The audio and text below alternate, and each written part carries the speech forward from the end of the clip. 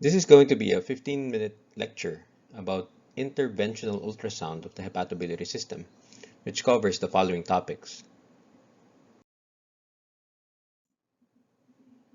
PTC, PTBD, liver abscess drainage, liver biopsy, percutaneous cholecystostomy.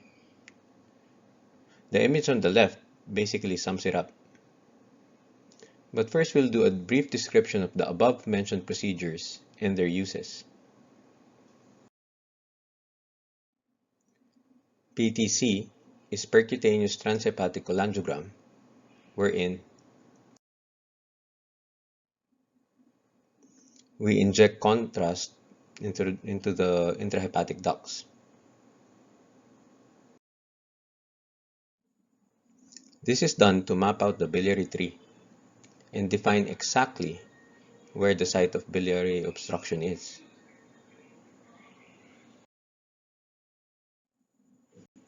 This is an example of a PTC in a patient with a distal common bile duct stricture.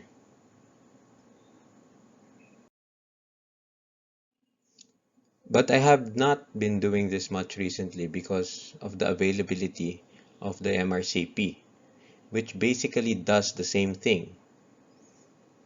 However, PTC does provide the option to do a PTBD immediately after. Putting in a PTBD is easily done after PTC using the Selinger technique to insert a drainage tube through the intrahepatic ducts, with the purpose to drain biliary obstruction of different causes. In this example, a PTBD tube was inserted in the right intrahepatic duct to palliate obstruction from a pancreatic head tumor.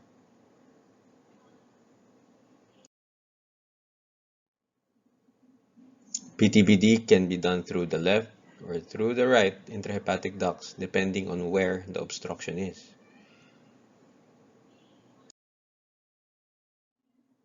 Next is percutaneous cholecystostomy.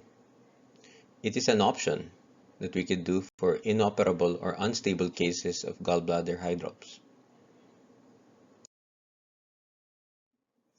We usually prefer to do this transhepatically to lessen the chances of peritubal leakage into the peritoneal cavity.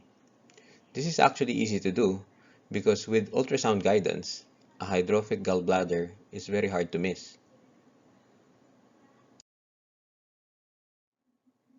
Another thing that we could easily do with ultrasound guidance is aspiration or drain placement in liver abscesses or cysts. Especially in amoebic liver abscesses like this, which are big and easy to hit with a needle. Ultrasound guidance will also help you in doing core needle biopsies of liver tumors.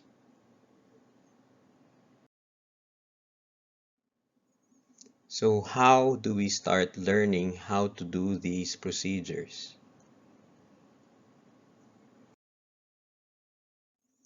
The techniques we employ for these procedures are similar in that all we need to do is to successfully guide the needle into the structure in question with the aid of ultrasound. And from there, we employ the Selinger technique to place the catheter into what we want to drain. Only the needles and the catheters differ. All of them can be done under local anesthesia with or without sedation.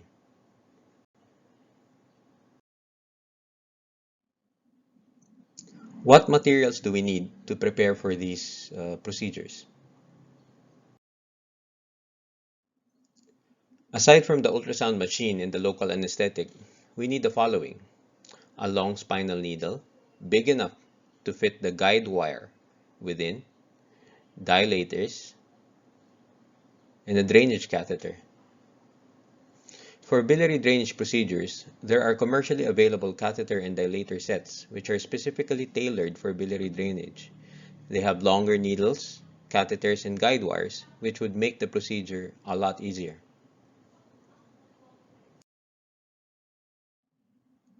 So basically, as I've said earlier, we only need to hit the intrahepatic ducts to be able to do a PTC or PTBD with the needle. And there are two ways to insert the needle under ultrasound guidance. The in-plane versus the out-of-plane technique, or what we call parallel versus perpendicular. This describes the relationship of the needle to the ultrasound probe.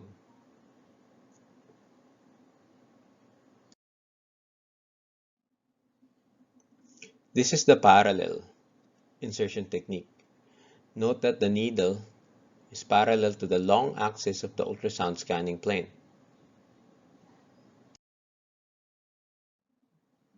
Also seen at the diagram on the top.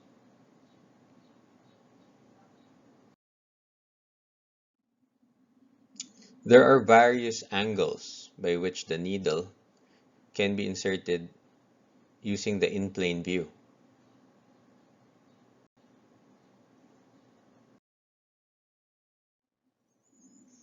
In the in-plane view, a longitudinal section of the needle is seen on the ultrasound.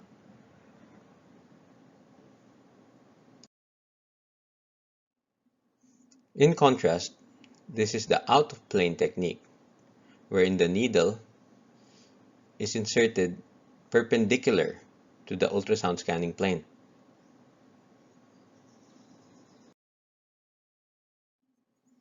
This is seen in the diagram at the bottom.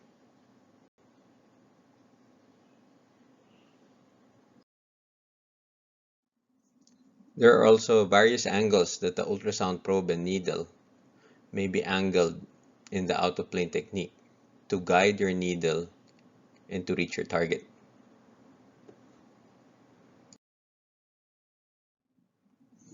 Take note that in the out-of-plane technique, only a cross-sectional view of the needle is seen, like this tiny dot over here.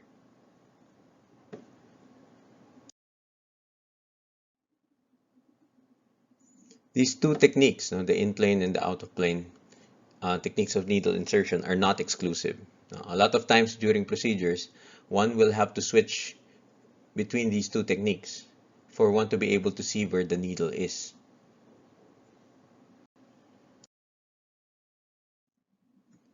There are also two ways of holding the needle during the interventional procedure. We have the free hand, and the other one uses a needle guidance system. We usually prefer the freehand technique as this is more flexible in that we can go parallel or perpendicular at any time. Or one can elect to use the needle guidance system wherein you're basically assured that the needle is within your scanning plane at all times, making it a lot easier for one to see where the needle is going to.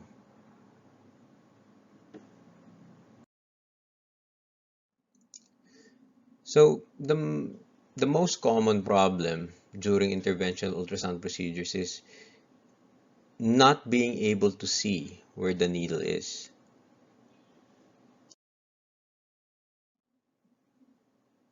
In the in-plane approach, you have to make sure that the trajectory of the needle is perfectly in line with the transducer, with the ultrasound scanning plane, for you to be able to see it.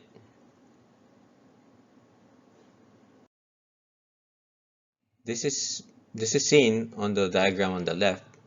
When you keep the needle within the scanning plane, you would be able to see the entire length of the needle as it goes through the liver. Compare that to the diagram on the right. When the tip of the needle goes out of the scanning plane, you will not be able to see it and you won't be able to hit the structure you have focused on.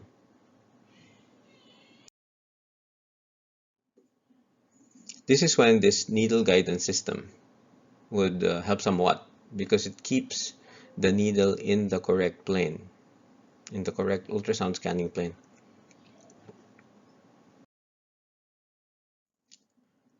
Other tips to be able to see where the needle is while it's traversing the liver is number one, uh, moving or jiggling the needle. This jiggling motion of the needle makes it a lot more visible compared to the stationary structures you are traversing. Number two, often looking at the relationship of your needle to your probe will help you in determining the needle's location better. And looking at just the ultrasound monitor is sometimes disorienting.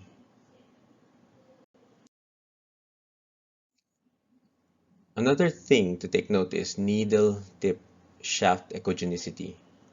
Of course, large gauge needles are more easily seen, but there are commercially available echogenic needle shafts. These needles reflect echoes better, but we usually just use a blade to score or scratch the shaft to see the needle better.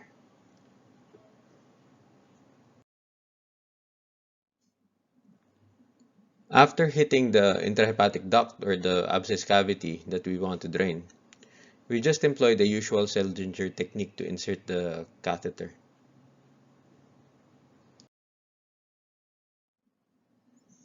After needle insertion, we place a guide wire in, and then we place a small incision, no? And then use dilators sequentially in a twisting motion, before finally inserting the catheter.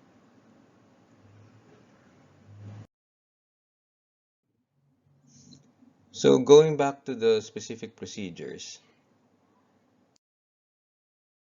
when when doing a PTC, usually a small gauge spinal needle is adequate. And before inserting the needle, you must measure the depth of the intended bile duct to see if your needle is long enough. Take note also that doing a PTC is not always easily done when the bile ducts are of normal caliber, as they are not visible on ultrasound.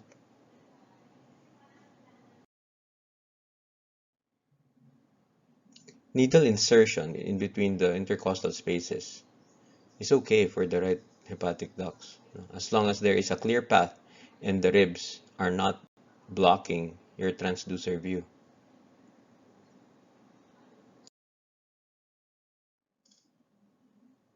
This is the percutaneous transhepatic angiogram I showed you earlier with the distal common bile duct stricture.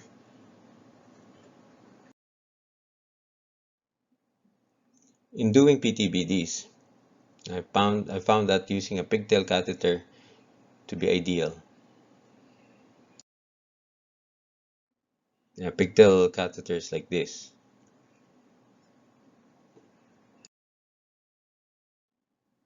But then again, during training in PGH, we just used regular French 8 to French 12 feeding tubes, which are very cheap, very cheap. In the picture, the dilated bile duct is seen and the needle is inserted. Here we employ the in-plane approach of needle insertion with the free hand technique of holding the needle. As you can see on the ultrasound image on the left, the shaft and the tip of the needle is very visible.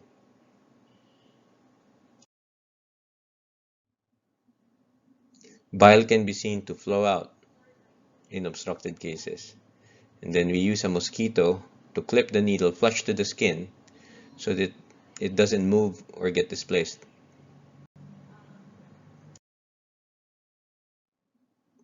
A guide wire is then inserted, and then subsequently dilators up to one size bigger than the drainage tube you are planning to insert. And then finally,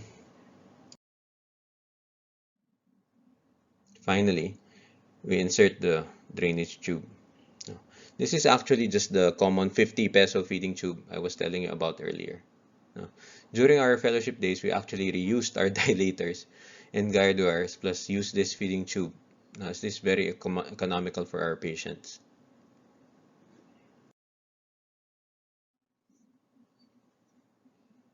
Yeah, ultrasound could also be used in guiding ultrasound in core needle biopsies of the liver. The usual long core needle is used, like the one here in this picture, but I think this is too short. A longer one uh, is the one that we usually use.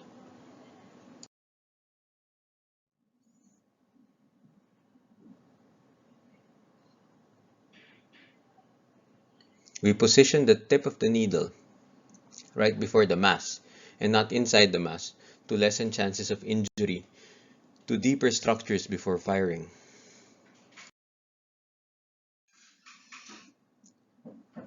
As exemplified by this diagram.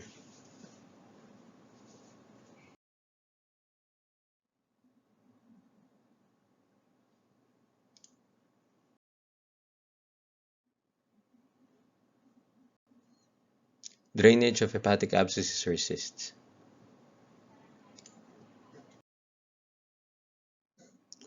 Doing drainage of large abscesses or cysts are fairly easy to do compared to PTBD. Amoebic liver abscesses like this are pretty hard to miss on ultrasound.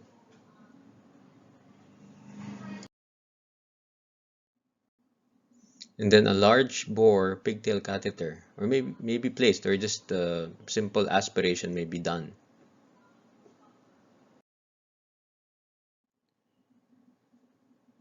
That concludes my lecture on interventional hepatobiliary 3 ultrasound.